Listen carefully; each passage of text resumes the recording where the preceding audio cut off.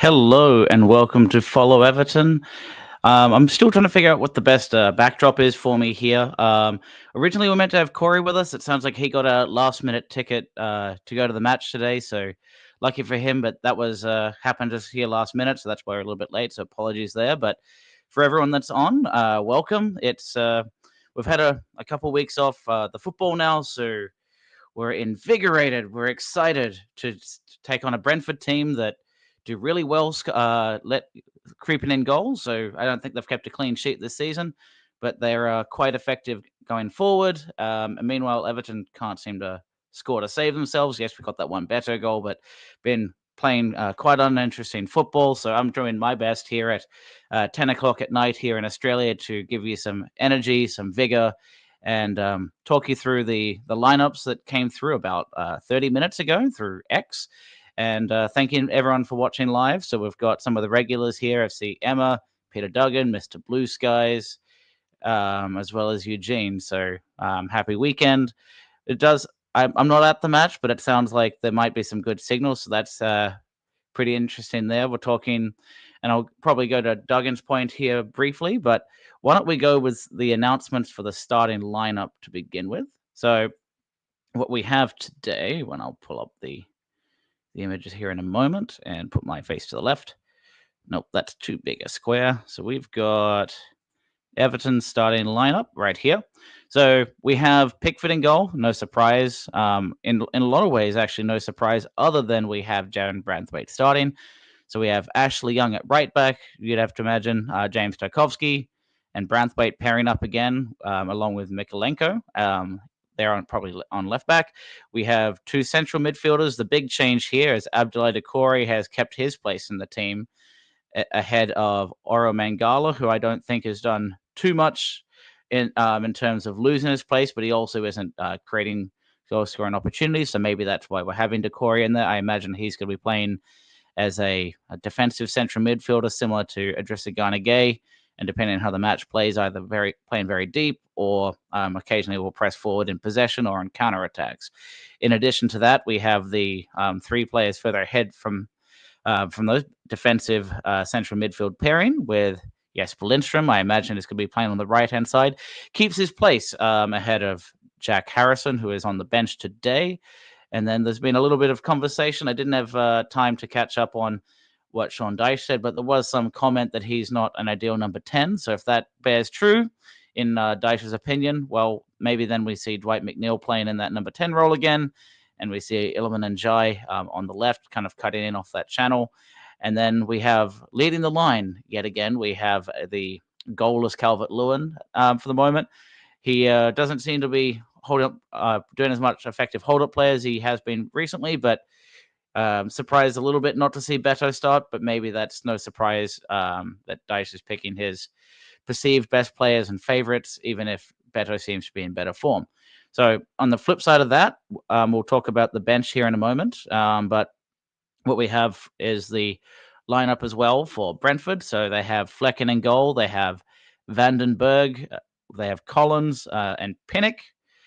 And I think they have been going a lot with a back three of late. So that's going to be Pinnock, Collins, and Vandenberg as the back three. They have Janelt, I think it was Vitaly Janelt, Christian Norgard, Jensen, Mikkel Damsgaard, Keane Lewis Potter, Brian Mbomo, and Wissa. So in a way, no real surprise there. The key signing from the transfer window, Thiago, is on the bench. They have Ben Mee on the bench as well. Kevin Schade will likely come on. Carvalho is dangerous as well. Roslev is another central midfielder that we'll expect to see coming on later in the match, but that's generally what we're expecting to see.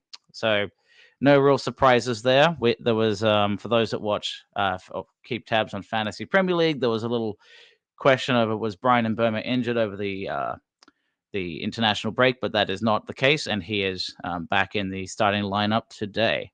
So let's go through some more comments. Yeah, Mr. Blue Skies have the coffee ready. I tried to get a few hours shut eye in the middle of the day just to make sure that I'm awake enough because doing a watch along here in a quiet little studio at about from 11 to 1:30 at night is gonna certainly need some coffee, but don't want to be so enthusiastic if the match isn't enthusiastic to boot. But I know it's a 3 o'clock kickoff over there, so it's the Bermuda Triangle. Where all of a sudden, you might have network at the game, as Emma mentioned, but we may not have much official coverage. So very happy to do that from over here using legal streams such as Optus Sport for Australian coverage. So Eugene's making the comment. Storm Burt has arrived in Merseyside now. Not sure what that refers to, if that's actually the name of a storm. In the US, they have hurricanes that seem to be all based on women's names, starting alphabetically from A through Z to end the year, and try and come up with unique names. And the Blues appreciate your appreciation for where I'm at. And let's see, going through some more comments here. So the Blues saying Beto was garbage yet again when he came on last game. West Ham barely had a chance until Beto came on, then we got battered. So that was we're talking about time zones again. I was in at the airport trying to watch that while keeping eye on when the gate arrived for me to fly back to Perth here. But I'm not sure you can really say it was Beto's fault as a striker for West Ham coming on. I think part of the challenge that we have been seeing is it Sean Dyche not making effective tactical decisions? I think many of us will say yes. But if you're going to say he has a certain type of player that he wants on the pitch to kind of play a really compact, close game, not making many mistakes, even the likes of Abdoulaye Doucouré, I don't think Dyche would say he trusts him in that position. But if we don't have enough central midfielders to bring on that could do the job, so let's say James Garner is out, then all of a sudden then he doesn't want to bring in Harrison Armstrong. Again, it's his decision not to, but if he doesn't think he's fit enough or can kind of jump in and take on the heat and challenge of the Premier League and a risk of a point, all of a sudden we slow down, we drop a bit deeper and deeper and let them come on to us, which is a terrible strategy, other than if you're trying to bait them in and have enough legs to go forward. And we seem to get, from what I remember, it was a little bit limited for me at the time, but basically getting closed in, and the result being we were lucky to get away with a point when West Ham were terrible. So frustrating, I think, for a lot of us Everton fans. We want Dyche to go, but we also realize that it's kind of this waiting game and just hoping that the second Friedkins come in, they make a determination of, is it the right time to just move on manager, or do they wait a bit and see who the right manager is after seeing the squad and getting a better idea there. But let's go to Peter Duggan's comment. So when Dyche said there was no evidence to support that Njai is the number 10, I came within inches of, punching the telly. And I think it's a bit silly to me. For those that watch him play, that he in all the training videos and everything else, a lot of the stuff he's doing is all about trying to get weight resistance training, where he's pulling against ropes and this kind of thing. So he knows that people are going to try and tackle him. He's going to try and nick the ball, receive the ball short, nick it past, and turn and go. He's quite good on both feet and presents himself quite well, kind of at times as a lose my words now, a false nine type of position, which is ideal for a number 10. So to me, that it's quite silly to say that he is incapable. Sometimes I think Sean Dyche is just trying to troll the fans, which is not a good way to go. And to Danny's point, there was a reference earlier about the storm, and so it's raining on Merseyside. It gets wet, grim, and a little bit. And it seems that the schedule always gets dross at this time of year. So the last thing you want to do is start mocking the fans and making it even more imminent. It's been 3 seasons in a row now of really tough fixtures at this time of year. And this time last year, yes, we had a point deduction, but we all of a sudden just didn't seem to win any games at this period. We had beaten West Ham, I think, and then we had that points deduction. Then we went on a winning run after we played better, but somehow we lost 3-0 to United. And then we started going that winning run, and then it was misery come right around Christmas. I really fear that today, but we'll see how things go. I've seen a few people a little bit more optimistic than I for the result for today, but I think the reality is this is certainly a match Everton can win. Will they do it? That's a whole nother question. So for those that are in Merseyside, I'm not sure if you'll see a rainbow today, but you need enough sunlight, I suppose, for the rainbow to stick out. But you're saying Lots of rain and wind in this game. I wonder if that will have any effect on how the game pans out. Yeah, I think I could see this being a really slow, gluggy game. Honestly, what I am, and if for those that have watched Brentford, I've been trying to watch some of the games back. I did watch the match they had against Bournemouth, where in many respects they were quite outclassed at the beginning there against and really struggled with the press. Vandenberg looked pretty weak at the back, and I think they're kind of lacking attacking numbers. So really, I think what we're going to be dealing with is yes, a back three. They've got a few. They're going to have two players as wing backs that are kind of out of position there. They've got quite a lot of sort of quite big physical central midfielders. A bit like when we played Villa, where they have someone like the likes of a Ramsey goes out wide right, where he may not be actually a true winger in that sense, but can play in that position. So they're going to basically try and dominate that midfield. They might not be pacey on the wings, maybe in the likes of Keane Lewis Potter on the left, but on the right side, maybe not as much. So this was the sofa score lineup. This is not actually how I think it'll how they will set up, but I think for Everton that will likely be correct. What I expect to see though, so tying into this here, I think for Everton, I think Idrissa Gana Gueye is more comfortable in that right central midfield position. Decore is the left center mid there, and I think we're going to see Njai and McNeil probably swap looks from time to time. And Jesper Lindstrom, a lot of energy, seems to have the right attitude, but is he making that key pass when you need it? The answer is no. I think he's promising, but just missing that point of either composure or quality and product at the moment. Ashley Young, we can give him as much flack as we want for being not being for the future, but right now he is not to be faulted for the work he's been doing. And I think on from the Everton side of things, they're not going to be too worried for pace from the left side unless Johan Wissa decides to kind of expose the James Karkovsky, Ashley Young side of the defense there. But quite often he seems to like running into the channel on the left side. So Ashley Young, pace wise, I think can probably handle Mikkel Damsgaard, but he has actually been in quite good form for them. But they have Norgard, Janelt, Jensen, and Damsgaard are all generally similar build. Um, a bit of pace without being too big. And Lewis Potter has got a little bit more nippy pace, and I think you'll expect to see him quite advanced on that left side. You'll call him a wing back, but in reality, he's a left winger. And you'll have the likes of a Janelt or a Norgard playing a bit deeper to support Ethan Pinnock. But the reality is their back three are leaky. They let in goals. And the other thing, though, is how they manufacture a lot of goals.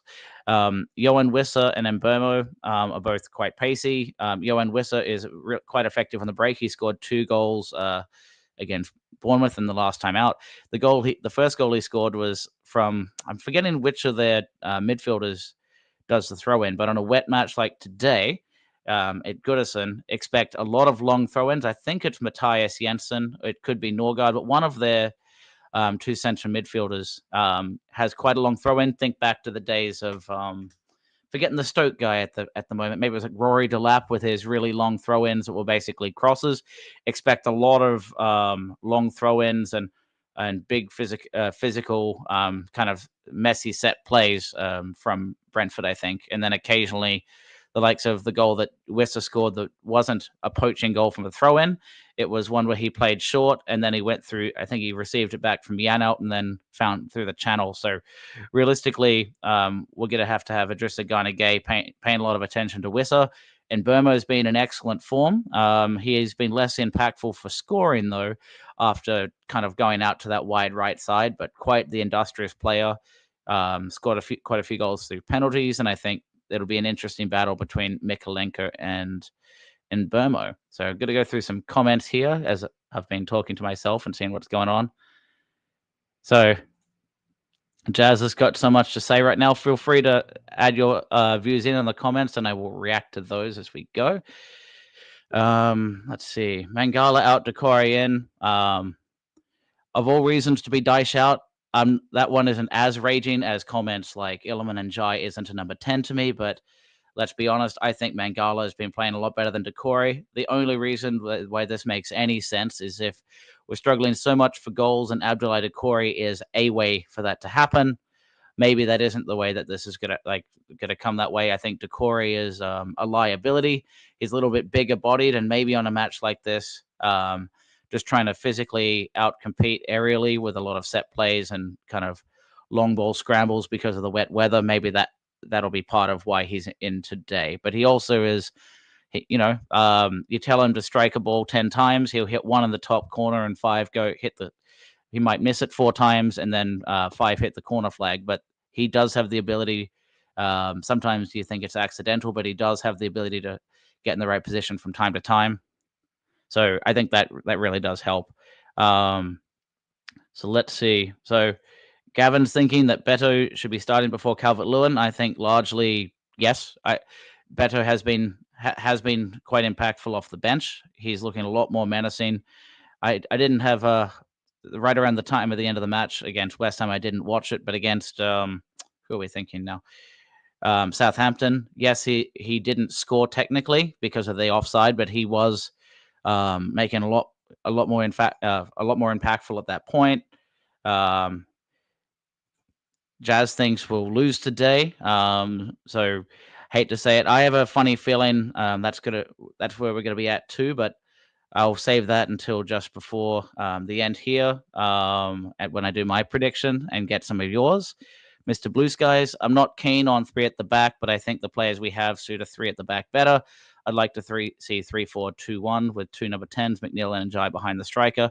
Yeah, so basically, if you're going to have that, I suppose you'd have Ashley Young as maybe the right wing back, and Mikalenko is either benched or is the left wing back, and then you would add in Michael Keane, and then you would likely drop Jesper Lindstrom instead. I think that could work as well, but what's been interesting is occasionally he'll go to the 5 at the back, but I haven't seen that happen this year. I know he did that against, I believe it was Burnley and Aston Villa last year, and it worked quite effectively. Eugene giving a score update. I knew it was 1-0. I'll go check the details on that here shortly. Wormy, one of our regulars, we brought 2 number 10s, then play them on the wings so we can play Decore and McNeil as 10s. That's just dumb. If McNeil is a 10, why was he a winger for 2 seasons? So I think, Wormy, at least my view of this is Dwight McNeil is, if you call him a winger, a winger needs acceleration and pace that Dwight McNeil just doesn't. I would say he's a wide midfielder, a lot like quite a few of the Brentford players, honestly. Like, let's say Janelt today or Mikkel Damsgaard, they've got some pace, but they're not acceleration pace. They're maybe like 70% speed for the entire match. And in that position, Dwight McNeil cannot get past players that often. So what he'll end up doing is release the ball early from a wide position. So, okay, if you want him in that spot, then we say, okay, and this is where this is coming in. Njai and McNeil can, I think, both play on that left side and play in the number 10. A lot of the time, McNeil is actually really enjoying having the positional freedom to roam around the pitch, in particular against some of the weaker opposition, which I don't think Brentford qualify. Maybe you could say defensively it does apply, though. Dwight McNeil will come into that spot where Lindstrom is, receive a throw in, cut in on his left side, and have a ball to strike, be able to strike on goal from there. So I think there is a benefit to McNeil at times being in that position, but I think also alternating looks between Lindstrom, Njai, and McNeil is critical for us to try and make defenses uncomfortable. If McNeil's just sitting there the entire game, it really takes away from the effectiveness of wondering who's going to pick him up. And if those moments of the let's say Pinnock, Collins, and Norgard are looking at each other saying who's going to pick up McNeil, if it was McNeil 1 minute and it's Njai 2 minutes later in that same position, it makes it a little harder for the defense to really know who's picking up who all the time. So I want to see that movement around. But to your point, number 10s. Yes, we have Jack Harrison out of form, and Dwight McNeil has been playing better, I would say, in the center compared to the left this season. But I want to see them rotate, and then it's not an issue of being the number 10. It's a matter of three strikers that are or attacking midfielders that are dynamic, which is, the challenge we have is that we haven't been dynamic enough. But if we are moving around positionally, testing that maybe Lindstrom's acceleration is more effective on the left side, and then Jai goes to the right, where he's more comfortable cutting in on his left against Pinnock, and just moving these players around and making the fragile Brentford defense a bit more uncomfortable. So that's my thought on that. It may have been a bit more rambly than you were expecting. So Peter saying, how blind can he be not to see that McNeil is too inconsistent? One game after another, he either turns up or pulls out of danger, but then 1 or 2 games later, we get nothing from him. So in that case, yeah, I think that's part of the problem with McNeil. And honestly, some of the players that do have that spark of brilliance, you expecting an excellent performance every game.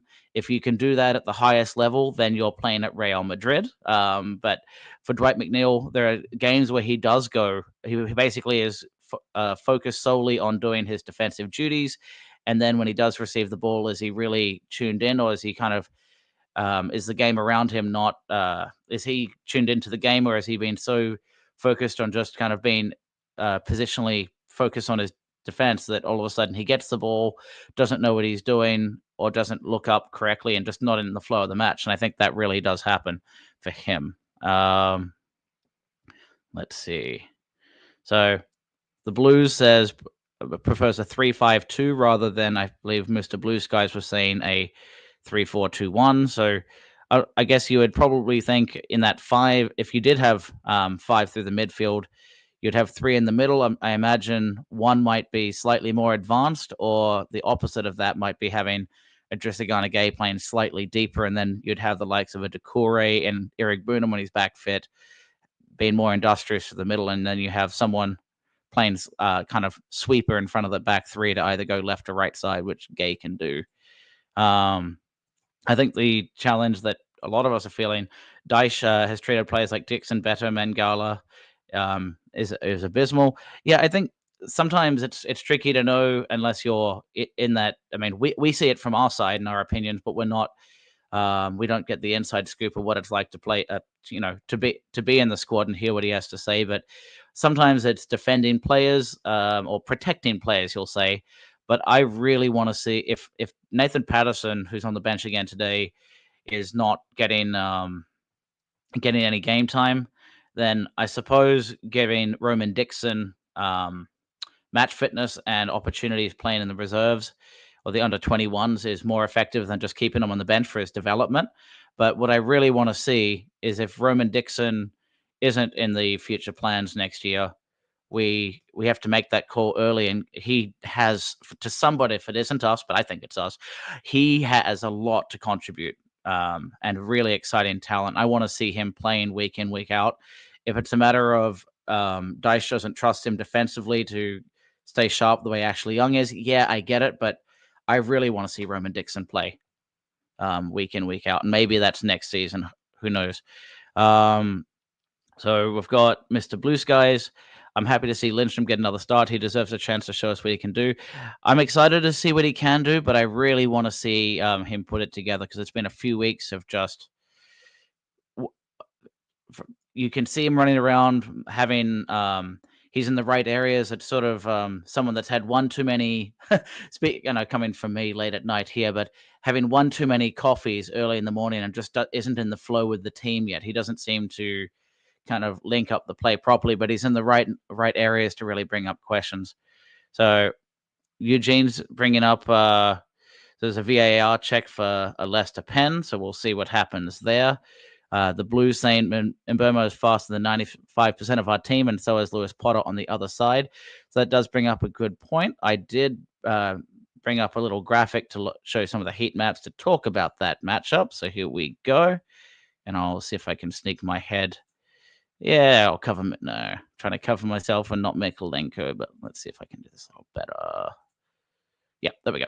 So this was a heat map of, let's say, if you're watching on the field today, if Brentford were kicking left to right and Everton are kicking from right to left, this is the heat maps and how they pair up. But I think Brian Mbeumo, if he plays more centrally, you're really hoping Jared Branthwaite, his kind of niggling groin injury and he was a little bit rusty coming back last week, but if his match fitness is sharp and on, I think this will be an interesting combination between Mikalenko and Branthwaite. Does Mbeumo decide to stay high wide right, or does he go more central? Because when quite often he will be a wide striker, but with Wissa, it's kind of hard to say. Does he kind of come into the channel then and then pull out to the 18-yard box and do cutbacks and crosses, or does he sit there as a second target pass for the likes of who's their right wing back? Let me check that again. So, yeah, so maybe it's the likes of Matthias Jensen will provide balls into Mbeumo.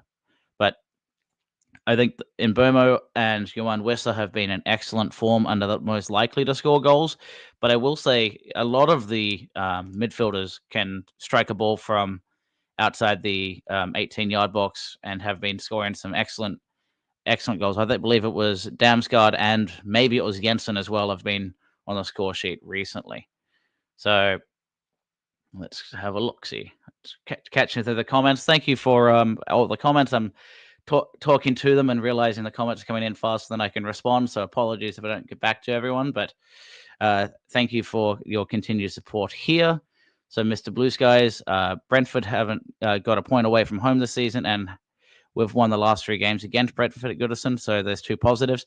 Yeah, there's something really strange about this result where you think, okay, are Everton turning the corner? It hasn't felt like it in terms of form. So maybe this is that result because, and if anyone that watched the show with Chad and I that was went live quite late for you guys in the UK, there's something about Dyche getting results on the fixtures that he knows the teams on.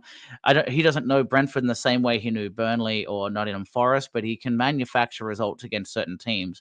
So that seems to be the case for Brentford. For whatever reason, his setup and Brentford struggled to break it down. Yes, we won 1-0 with that Dwight McNeil wonder strike. I think it was 2 seasons ago, and we held on for dear life, but they didn't break us down the entire match. And last season, it was the Idrissa Gana Gay goal that was the main difference there. But Everton were in really good form to end the season. I am quite worried, honestly, for today that it won't be as simple as that. So looks like now it's Leicester 1, Chelsea 2. I will go through the scorers, but if anyone wants to add the score updates in the comments, feel free. Peter saying, come on, lad, he wouldn't be talented enough to play for Real Madrid. No, so not what I'm saying. There's a component, even for the likes of Dwight McNeil, that when some of his strikes are world class, a few of his crosses are world class, but it's very few and far between for him. It's more, my broad point wasn't even that he should play for Real, but if you have, let's use Jeremy Doku for example. At times, these wingers are incredibly effective at what they do. And in his case, in Doku's case, for example, running at defenders, trying to nick it past them and tuck in, but it doesn't always. That doesn't always work. It really depends on the fixture and the result, and sometimes it's just the headspace of the winger. But compare that to a defender where the goal is to be kind of checked in and sticking to fundamentals and blocking creative play from the opposition. That's something that's a little bit easier to do. But if you're consistently creative at that world-class level, not just, well, you have a wonder strike every 7 matches, then if you can pull that off, that's why you would be at the likes of a Real Madrid. And Burma looks taller than 5'8". Yeah, when he's running down the touchline, he seems quite quite the presence.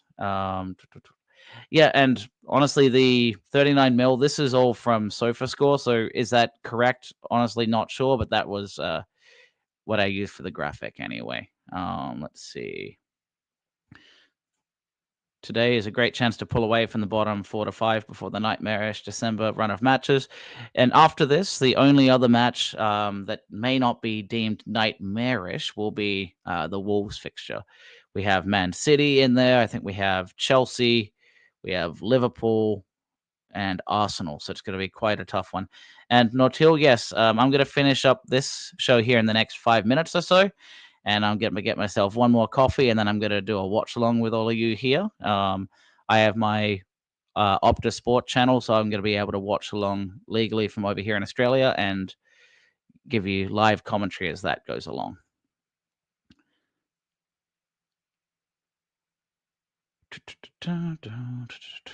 Let's see. So I think the frustration for Dyche, for all of us, is there to be seen. What I will also add, though, on a match like today, I am skeptical. I have a funny feeling that this is one of those slippery fixtures that Everton don't get a result. But then again, a wet weather Grizzly match where you're playing defense and just trying to run out the opposition, those are the matches that when Dyche's teams are playing well, can be the bread and butter. I have a funny feeling we'll find a way to go down 1-0, equalize, then get down, then they'll score again. We're down 2-1, and then in extra time or the in injury time in the second half, we lose 3-1. That's my opinion. I really hope that not to be true. This seems like a fixture that we should get a result from, but that's why I am kind of in my own head saying classic Everton. This is just that kind of match that I just don't see us getting. But let's see. Every fixture is tough when you don't have the players in the squad. I will also say, yes, it's partly the players in the squad, but if when you play so defensively and closed off and counter-attacking against teams that you should be able to break down, yeah, how do you get players to get into like effective how do you losing my train of thought here. Sorry, just talking to myself. The front four of Everton have not been able to consistently link up play this entire season. When we play too defensively, and the sole purpose of the likes of Jesper Lindstrom, Dwight McNeil, Abdoulaye Doucouré, who sometimes plays in the 10, Iliman Ndiaye is doing defensive work and then having a limited moment in possession to do something effective. And if it doesn't work, your job is to get back in possession. That's a really tough job for a lot of players. What you want to have is be able to box in the opposition, move the ball around a little bit, get comfortable on the ball, kind of test a bit of pass and move, do some triangles, pull a player out of position, have an overlapping run with a fullback. We just don't see that. And I don't think occasionally Ashley Young, you'll see it. Mikalenko doesn't overlap well. What he will do is if Ndiaye or McNeil cuts in and then the wing is entirely his, then boom, back, he'll run down the touchline, and he has done that better. I will give him credit there, but have his crosses been consistent? Yeah, some of them have actually been quite good, but has he been delivering enough to make an impact and for someone to watch out for him? I would say the answer is no. But for me, I'm going to go.